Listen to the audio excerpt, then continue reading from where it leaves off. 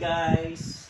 Ito po yung aking short talk about how to start selling real estate in the Philippines sa mga bagong ahente. I'm Mr. Julio Tolentino, an accounting major with 1 year law school, real estate broker, non-CPD trainer, speaker, TCP transferor, loan processor, FPH trainer, non-licensed real estate consultant, paralegal. I also spent almost 5 years in a law office bago po ako nag-alis na 15 years in developer as Vice President for Finance where I handled accounting, audit, collection, treasury, and legal department. No po. And almost 15 years now as a freelance broker. Participated in international roadshow like Hong Kong, Macau, Singapore, Thailand, Brunei, and aspire to become a PRC lecturer someday. And also, 5 projects where I became a lead broker or marketing manager. Ito po yung sa Rizal, Taytay, Bataan, yan, Antipolo, no, taka dito sa Cavite. In project selling po ito po kasi yung mga subdivision na may mga lisensya. Ang pinakaunang step po is to find a credible and real estate company that focuses on mentoring. Hindi po madali ang maging agent or salesperson, lalo na kung hindi ka marketing major at wala kang background sa selling. Balak po kasi ang real estate industry. Hindi lang ito simpleng house and lot or lot only na bebenta ka tapos commission agad. Sabi nga nila, there's such thing as easy money. Lahat talagang pinaghihirapan yan. Kung malaki ang kita, tandaan nyo yan ha. Kung malaki ang kita, asahan mo mahirap din ang trabaho. So, anong kailangan? Anong unang dapat gawin ng mga bagong ahente? Mindset. Uunahin mo ang mindset mo. Kung hindi mo linya, ang real estate, syempre lilinyahin mo. Kailangan mong aralin at yakapin. Lalabas ka talaga sa comfort zone mo. Comfort zone mo, syempre, yung dati mong ginagawa, o kung nagtatrabaho ka man, gagawin mo extra ng trabaho para magkaroon ka ng extra income. Bukod sa pagiging marketing people, kailangan mo maging utak negosyante.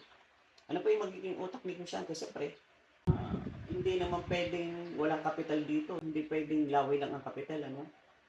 Kung hindi ka naman mga kapital, mabagal ang progress mo sa pagbebenta. Kaya nga, ang mga ahente at brokers ngayon tinatawag na salespreneur or negosyante. Attitude. Dapat patient ka. Patient in the sense na patient ka sa pagkuha ng knowledge at wisdom, patient ka sa pag-attend ng mga seminars, huwag ka mainit. Patient ka sa mga invitation ng mga developer o ng realty mo o ng broker mo sa site orientation. Pag tamad ka, hindi ka talaga matututo. No? Patient ka kasi hindi lahat ng prospect magiging buyer. Hindi lahat ng na-tripping mo magiging buyer. Hindi lahat ng napresentahan mo o inalok mo kukuha sa'yo. So, dapat patient ka. Patient ka in the sense na hindi porke nabenta mo na o nag-reserve, makukuha mo ganyan yung komisyon. No? Dapat marunong kang makisama at makimingle sa mga kapwa ahente, sa broker, sa developer, at mga mentors mo. Sipag at tiyaga, sabi nga ni Manny Villar, sipag at tiyaga, pero para sa akin hindi sapat yun. Para sa akin, dagdagan natin sipag, tiyaga, knowledge, wisdom, diskarte, kapital, at will ni Lord para sa iyo. Importante po yan, no? Kasi kung hindi will ni Lord ang pag-aahente, baliwala. Kung wala siyang basbas, kahit anong gawin mo, hindi tayo makakabenta kung wala kang prayer, walang basbas ni Lord para sa iyo. Tapos, continuous learning. Attend ka lang ng attend ng seminar, paulit-ulit. Pag paulit-ulit ka, eventually, mamimemorya mo yan at eventually, maituturo mo sa grupo mo. Pero siguraduhin mo muna kung talagang interesado ka at gusto mong pumita, gusto mong engage sa pagbebenta, unahin mo muna ang accreditation mo sa PRC as long na qualified ka na. Ibig sabihin, kung qualified ka na, dapat naka 72 units ka sa college para ma-accredit ka ng broker mo sa PRC para hindi ka naman magmukhang koloro. Habang nag-aaral ka, ma-prospect ka, i-practice mo yung tinatawag na shout rule. Anong tinatawag na shout rule? Spreading the word about real estate starting from the person closest to you. Radiating outward. Sino yung closest to you? Siyempre, itong mga kamag-anak mo, mga kaibigan mo, kaklase ng anak mo. Yan, mga kalaro mo.